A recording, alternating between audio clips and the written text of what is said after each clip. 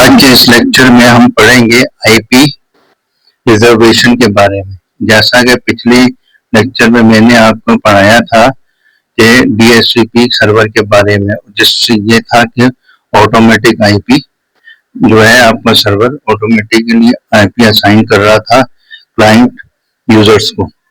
लेकिन आज हम जो है आईपी रिजर्वेशन के बारे में पढ़ेंगे। आईपी रिजर्वेशन क्या है? आईपी रिजर्वेशन ये होता है जो कि डीएचसीपी सर्वर जो आईपी असाइन करता है, उसमें क्या होता है कि कुछ एलिप्स टाइम होता है, कुछ स्पेसिफिक टाइम के लिए अलाउ करता है कि एक स्पेसिफिक आईपी किसी स्पेसिफिक टाइम स्पेन के लिए मौजूद चलेगी, उसके बाद जो है ना वो एक्सपायर हो जाती है। उसके बाद ये कि क्लाइंट को दूसरी आईपी दे देता है। मिसाल के तौर पे अगर वो यूजर और क्लाइंट के हिसाब से तो चलो ठीक है कि आईपी वो जो है न्यूज़लेटर देता है तो इसमें कोई इफेक्ट नहीं आएगा। लेकिन मसला ये है कि बाज़ औक़ात ये होता है कि सर्वर की आईपी और नेटवर्क प्रिंटर की आईपी या कैमरा आईपी जो कि जिनको जो है स्पेसिफिक आईपी लॉन्ग टर्म के लिए, लाइफ टाइम के लिए चाहिए होती है।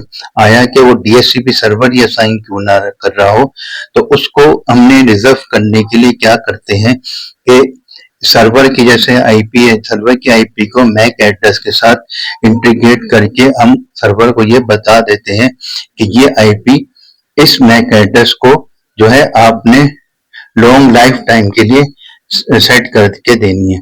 और इसके अलावा जैसे कि नेटवर्क आईपी है नेटवर्क प्रिंटर की, वो भी हमने लॉन्ग टर्म के लिए एक ही रखनी है, क्योंकि अगर ये आईपी चेंज हो गई तो ये हो सकता है कि प्रिंटर प्रिंट ना करे, नेटवर्क प्रिंटर क्लाइंट्स को प्रिंट करने ना दे, क्योंकि आईपी ऑटोमेटिकली चेंज होगी। क्योंकि जब भी आप नेटवर्क प्रिंटर कॉन्फ़िगर करते हो तो उसकी एक स्पेसिफिक आईपी क्लाइंट को देते हैं, तभी वो प्रिंट करते हैं।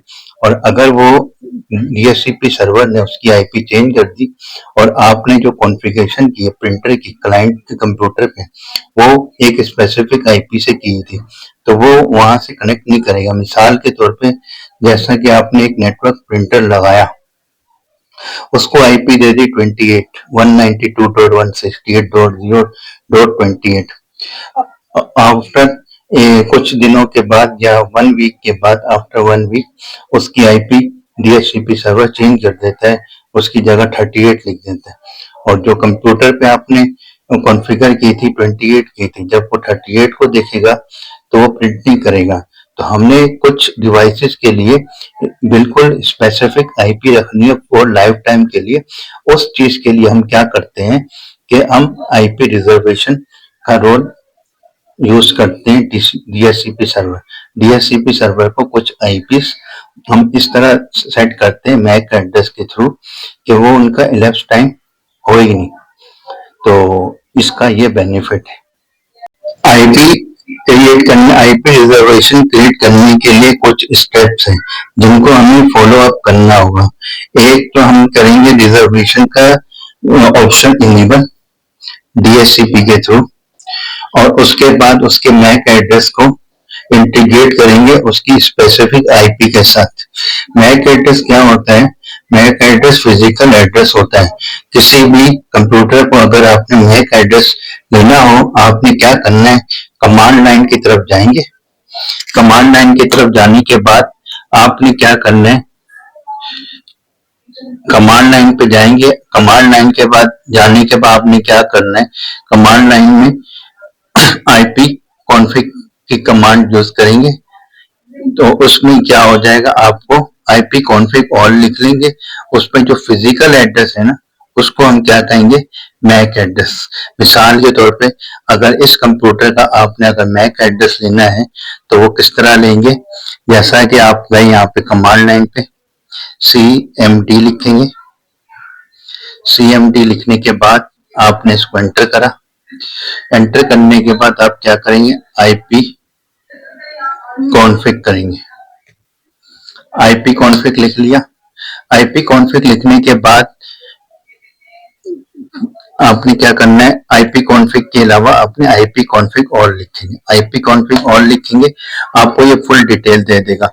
यहाँ पे देखें फिजिकल एड्रेस लिखा होगा। फिजिकल एड्रेस को ये जो देखें, ये जो है ना फिजिकल है, ये वायरलेस लैन के हमारा जो मेन कंसर्न IPv4 है जो कि ईथरनेट के ऊपर है। तो इसका जो फिजिकल एड्रेस है ना वो ये 60E8 69 3C 54F2। आपने ये मैक एड्रेस को दे देना है IP रिजर्वेशन के दौरान।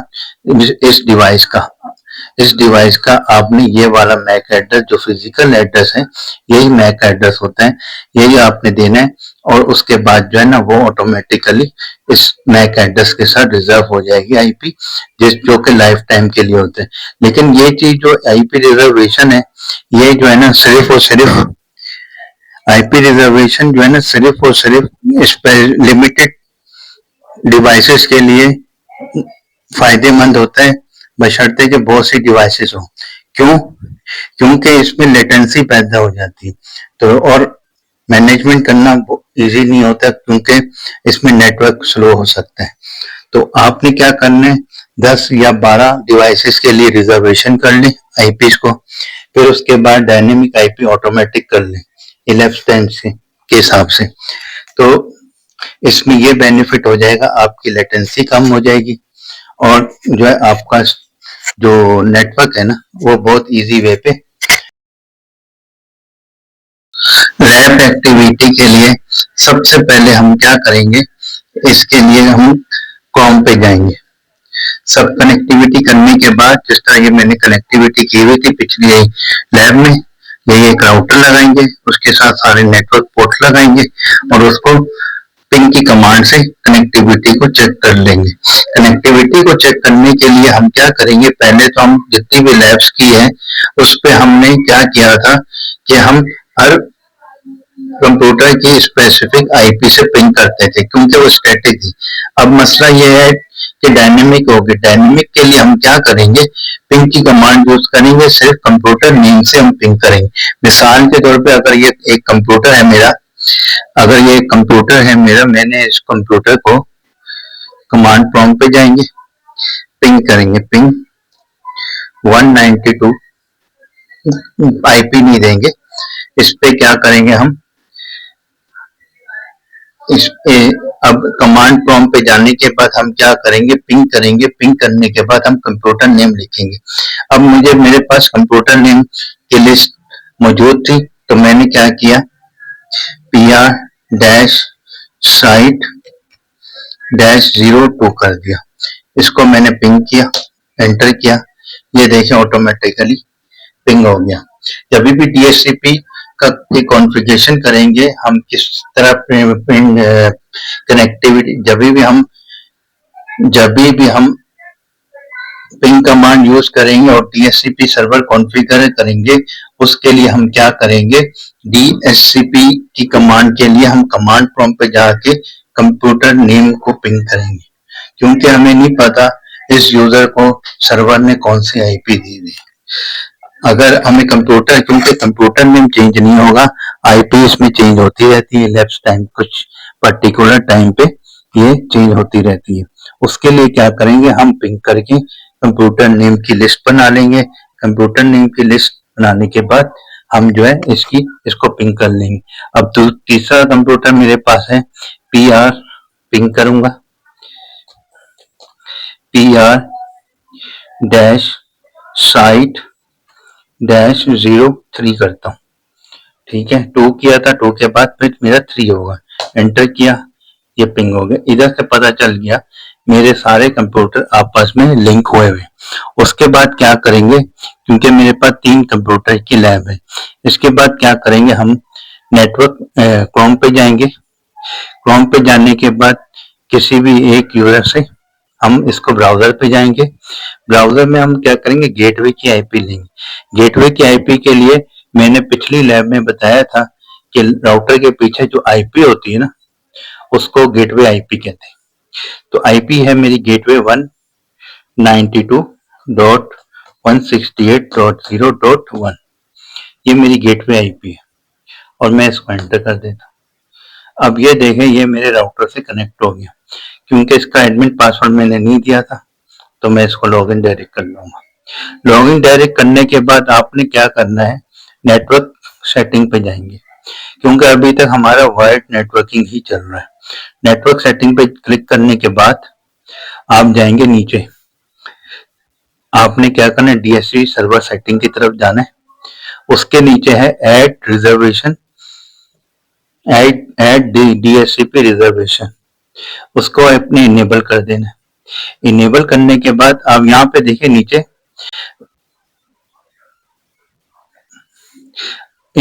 आपने जाना है नीचे डीएससीपी रिजर्वेशन पे, ऐड डीएससीपी रिजर्वेशन, उसको कर देना इनेबल। फिर उसके बाद यहाँ पे देखें, पे जाएंगे, कमांड लाइन पे गए। इसके लिए क्या करेंगे, सबसे पहले कमांड लाइन पे जाएंगे। कमांड लाइन पे जाने के बाद हम क्या करेंगे, आईपी कॉन्फिग रिलीज लिखेंगे,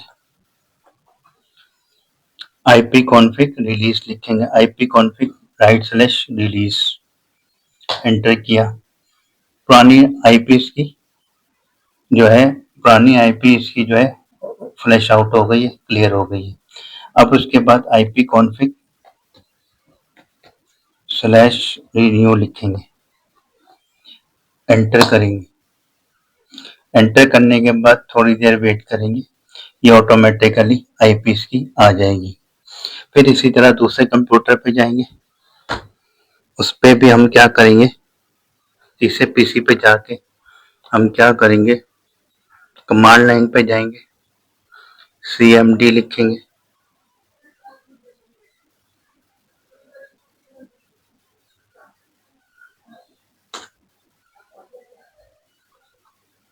आईपी कॉन्फिग /रिलीज लिखेंगे, एंटर करेंगे।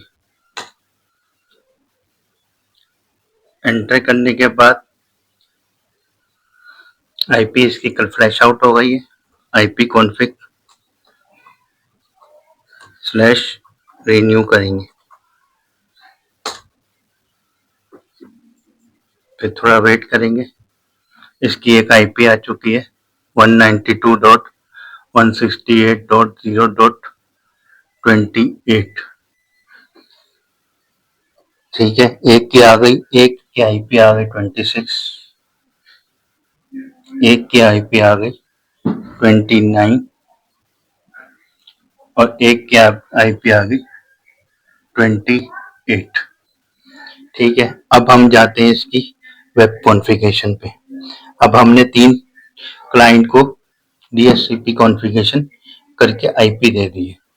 अब हम क्या करेंगे, क्रोम पे जाएंगे, क्रोम पे डबल क्लिक किया, लॉगिन किया पेज को लॉगिन करने के बाद नेटवर्क सेटिंग पे जाएंगे। नेटवर्क सेटिंग पे जाने के बाद अब ये देखें, इसने जो है 26 की आईपी को रिजर्व रखा है, जिसका मैक एड्रेस ये है। इस पे देखें कोई भी इलेप्स टाइम नहीं आया, क्यों? क्योंकि हमने इसको इनेबल किया। इनेबल करने के बाद हमने क्या किया, PR01 लिया, उसके बाद इसको क्या किया, ये जो एरो है ना, इसको क्लिक कर दें। इसको क्लिक करने के बाद अपडेट कर दें। ठीक है, फिर उसके बाद ये जो पुरानी वाली है उसको हटा दें। ठीक है, अब 1 जो है आपकी रिजर्वेशन लिस्ट पे चला गया, जिसकी आईपी 26 है, जिसकी आईपी 10, और बाकी दोनों को मैंने डीएचसीपी कर दिया, जिसका एलेप्स टाइम यहाँ पे आ रहा है, और उसके बाद मैं सेव कर लूंगा। अब सेव होने के बाद जो है यह आईपी ऑटोमेटिकली जो है इस पीसी को PR साइट 01 को असाइन हो चुकी है। ठीक है, जैसे इसको रिफ्रेश किया, रिफ्रेश करने के बाद आप ये देखें 28 और 29 को ये डायनेमिक दे रहा है, और जिस आईपी को मैंने रिजर्वेशन कराई थी उसको आप ये दे रहा है 26। उसके रिजर्वेशन किस तरह होती है, आपने यहाँ पे क्लिक करना है, उसके बाद PR साइट 01 को यहाँ करेंगे, मैक एड्रेस देंगे। मैक एड्रेस देने के बाद उसको आप सेव सेटिंग करेंगे, ये ऑटोमेटिकली PR साइट 01 को जो है ऑटोमेटिकली स्टैटिक आईपी देगा। जैसे मिसाल के तौर पे अगर ये सर्वर साइड पेयर साइड को अगर आपने सर्वर रखना है तो आपने इसको रिजर्व करना है। रिजर्व करने का तरीका क्या है, इसको इनेबल करेंगे, यहाँ पे क्लिक करेंगे, यहाँ पे सबसे पहले जो है सबको डायनेमिक कर दो।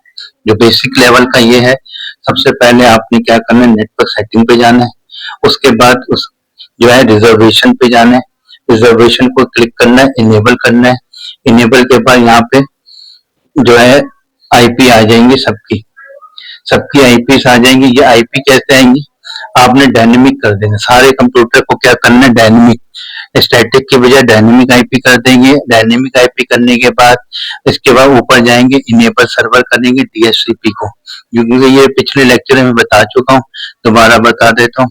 इनेबल करेंगे डीएचसीपी सर्वर को सबसे पहले, फिर उसके बाद आपने रेंज देनी है 10 से 15 तक देनी है, ताकि आप अगर आप चाह रहे हैं मेरी जो आईपी जो स्टार्ट 10 से 50 तक हो तो आप 10 से 50 तक देंगे। अगर आप 1 से लेके 256 तक देना चाह रहे हैं वो भी दे सकते हैं।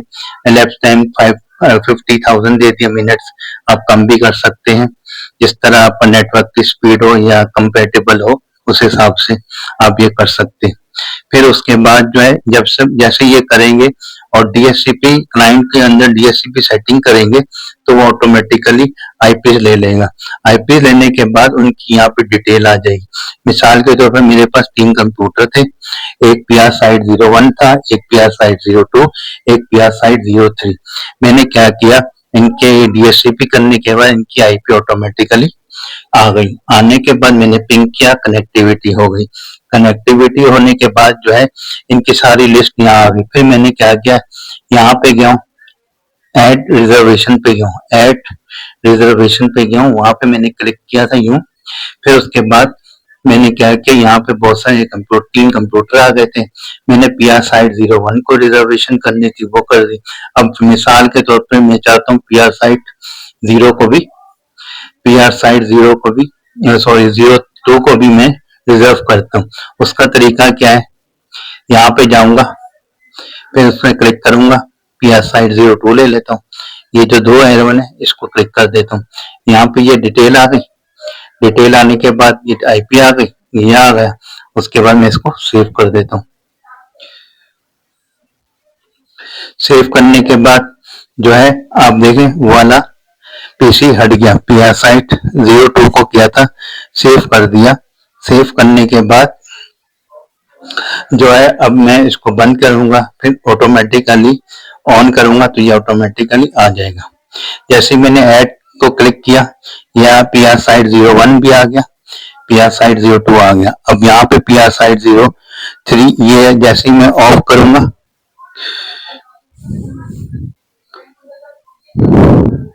जैसे मैंने सेव सेटिंग किया ये खत्म हो गया। इसका अलावा ये दोनों पीसी अब आपस में रिजर्व हो गए। अब तीसरे के लिए मैं क्या करूंगा, इसको क्लोज करूंगा, क्लोज करने के बाद वापस ओपन करता हूं।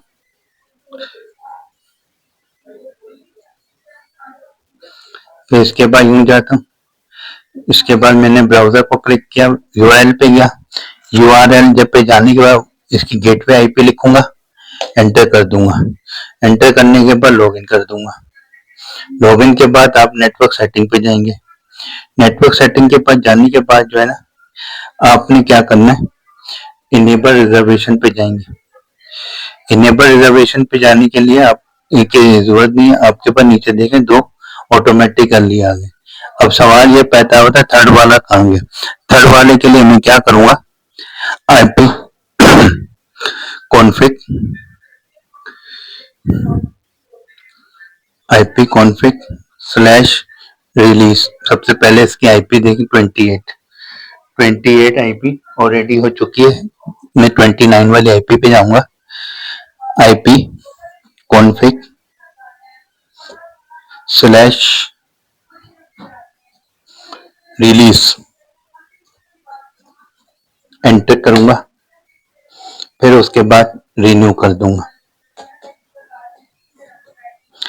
एंटर करूंगा, फिर उसके बाद इसको बंद करूंगा और इसकी अपडेशन आ जाएगी।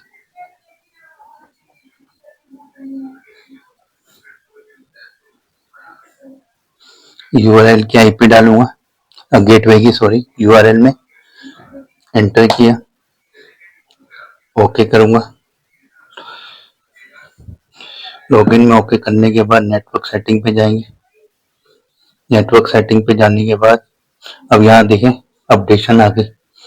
जैसे ही आप रिजर्वेशन आईपी करेंगे, रिजर्वेशन आईपी करने के बाद आपने क्या करना है, जिनको रिजर्वेशन नहीं दी है और उनकी कैश भरी हुई है, उस पे क्या करेंगे, आईपी रिलीज करके रिन्यू करेंगे।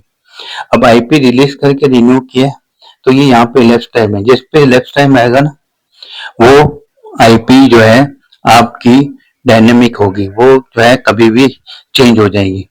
और जो रिजर्वेशन है डायनेमिक का हिस्सा तो है, लेकिन रिजर्वेशन कर दी है तो वो नहीं हटेगी।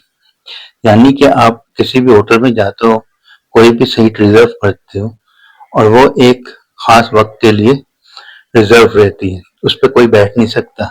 और जो ओपन क्लाइंट के लिए वॉक इन कस्टमर होता है, उसके लिए कभी भी कोई भी टेबल खाली हो, कोई भी बैठ सकता है। इसकी मिसाल इस तरह की है। तो इनने इन दोनों को रिजर्व कर लिया। अब यहाँ पे देखते हैं पीआर साइड की आईपी चेंज होती है कि नहीं। हम यहाँ पे जाएंगे, सीएमडी लिखेंगे, सीएमडी लिखने के बाद एंटर करेंगे। इस पे करेंगे हम आईपी कॉन्फ़िग, आईपी कॉन्फ़िग किया, आईपी कॉन्फ़िग लिखने के बाद एंटर करेंगे, एंटर किया, आपने देखा आईपी 26 दिख रही है। अब हम क्या करेंगे, IP config slash release enter कर देंगे। फिर उसके बाद हम क्या करेंगे, IP config slash renew enter. थोड़ी देर वेट करते हैं। वेट करने के बाद नो ऑपरेशन करने के बाद ऑटोमेटिकली, नो ऑपरेशन का मतलब है ये डीएचसीपी आईपी किसी और को नहीं दे रहा, ये सिर्फ जो इसकी स्पेसिफिक आईपी थी वही इसकी स्पेसिफिक आईपी रहेगी। अब ये देखें 192.168.01 जो इसकी पहली आईपी थी, रिलीज होने के बाद भी वही है जैसा कि हमने शुरू में कहा। ये 26 इसकी पहले वाली आईपी थी। फिर मैंने इसको रिलीज कराया, फिर इसका मतलब इसका आईपी चेंज करने को कहा। आईपी चेंज करने के बाद इसको रिन्यू कराया, रिन्यू करने के बाद वही आईपी इसकी स्पेसिफाइड हो गई। इसका मतलब है ये आईपी ऑटोमेटिकली रिजर्व हो गई। है वो डायनेमिक का हिस्सा, लेकिन आपकी स्पेसिफिक आईपी रिजर्वेशन जो एक्ट कर रहा है डायनेमिक में, वो एज अ स्टैटिक आईपी के तौर पे रोल प्ले कर रहा है। इसके अलावा दूसरे कंप्यूटर पे हम गए थे, उस पे भी हमने रिजर्वेशन आईपी थी जो कि पीआर साइट 02 थी। अब इसके देखते हैं IP config all, IP config all लिखते हैं। इस पे देखें पीआर साइट 02 लिखा हुआ है, पीआर साइट 02, पीआर साइट 02 को हमने रिजर्व कराया था।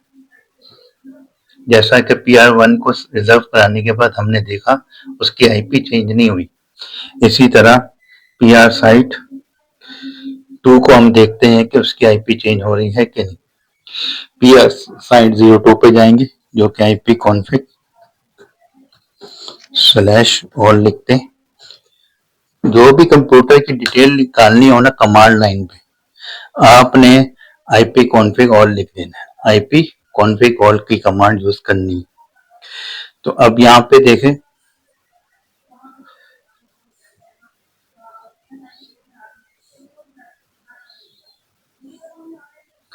इस कंप्यूटर का नाम है पीआर साइट 03, पीआर साइट 03 जो कि डायनामिक है। अब हमने पीआर साइट 02 लेना है जो कि स्टैटिक है, जिसकी आईपी हम चेक करेंगे आया कि वो चेंज कर रहा है कि नहीं कर रहा है। ये मेरे पास कंप्यूटर है पीआर साइट 02 का, इसकी आईपी जो 28 है, इसकी आईपी जो है 28 है। अब हम देखते हैं कि ये दोबारा 28 को चेंज करता है कि नहीं। हम करेंगे IP config slash release, release का मतलब है इसने सारा डेटा उड़ा दिया। अब उसके बाद वापस रिन्यू करते हैं, एंटर। अब देखें इसने वही आईपी ली है जो पहले इसके पास मौजूद थी। हटाने के बावजूद भी इसकी आईपी वही रही जो पहले मौजूद थी, 192.168.0.28। यहाँ पे भी IP02 को 198.0.28 रखा है। और इसका मैक एड्रेस अगर मैच करना हो, जैसे कि PR साइट 01 का मैक एड्रेस है 60 EB 69 3C 54 F2। आइए हम यहाँ पे भी चेक करते हैं कि PR साइट 1 का जो है मैक एड्रेस के हैं। CMD पे जाते हैं, एंटर लिखेंगे। एंटर लिखने के बाद हम क्या करेंगे, IP config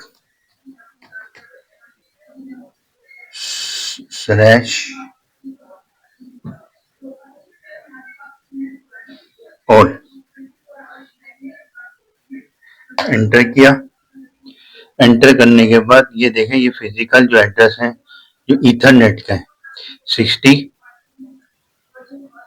60 EB, यहाँ पे देखें 60 EB 69 3C 54 F2। अब ये देखिए यहाँ पे 60 EB 69 3C 54 FB। और यहाँ पे भी देखें 60 EB 69 3C 54 F2। इसका मतलब है इस आईपी ने ऑटोमेटिकली इंटीग्रेट कर दिया इसके मैक एड्रेस से। और इनमें देखें कोई भी लैप्स टाइम नहीं है, एक्सपायर टाइम नहीं दे रहा। तो एक्सपायर टाइम से बचने के लिए हम क्या करते हैं, आईपी को हम रिजर्वेशन लिस्ट में डाल देते हैं। तो ये इसका रोल होता है। तो इससे ये बेनिफिट होता है कि जो भी मेन रोल जो नेटवर्क पे डिवाइस काम कर रही होती है उस पे हम क्या करते हैं, स्टैटिक आईपी की जरूरत पड़ती है।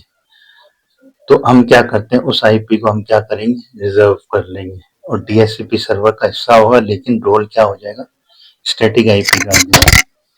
स्टैटिक आईपी से मुराद ये है कि उसकी आईपी चेंज नहीं होगी। तो उम्मीद करता हूँ आपको आज का लेक्चर समझ आया होगा और आईपी रिजर्वेशन के बारे में भी काफी मालूमात हासिल हुई होगी। अगर आपको ये मेरा चैनल पसंद आया हो और वीडियो अच्छी लगी हो तो इसको लाइक सब्सक्राइब कर दें। शुक्रिया। मेरे चैनल का नाम है नेटवर्क स्टडीज और हैंडलर है IT_Studios। शुक्रिया।